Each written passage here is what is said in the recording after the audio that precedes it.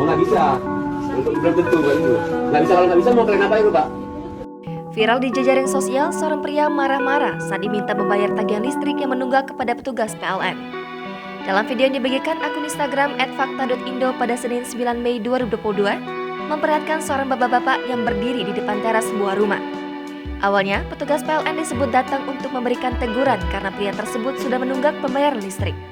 Pria tua tersebut terlihat emosi saat ditagih petugas PLN karena listrik di rumahnya terancam akan diputus akibat tak membayar tunggakan selama 3 bulan. Saat diminta untuk membayar, pria itu justru mengatakan tak bisa membayar pada hari itu juga. Tak terima saat ditegur, pria itu justru marah-marah dan menantang petugas untuk memutus aliran listrik di rumahnya.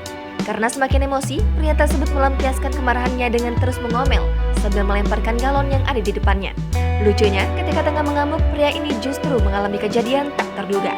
Apesnya, hal tak diinginkan terjadi tiba-tiba saja. Dia terpeleset dengan cepat ketika menendang galon tersebut di hadapan petugas PLN. Sontak, badan si pria tersebut terjatuh dengan pantat menyentuh lantai terlebih dahulu. Meski terjatuh, dia langsung berdiri dan kembali menendang galon seolah tak ingin terlihat malu karena ulahnya sendiri. Tampak seorang wanita berkaos putih membawa ember hanya bisa melihat kehebohan perdebatan sang pria dengan petugas PLN. Sejumlah orang di sekitar pun mulai menenangkan pria tersebut untuk sabar. Video yang telah disukai sebanyak lebih dari 29.000 likes oleh sesama pengguna Instagram itu pun menuai beragam komentar.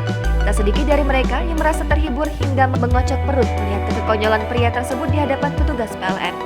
Bahkan beberapa akun centang biru pun ikut berkomentar tertawa atas video pria marah-marah itu. Jangan lupa subscribe, share, komen, dan like ya!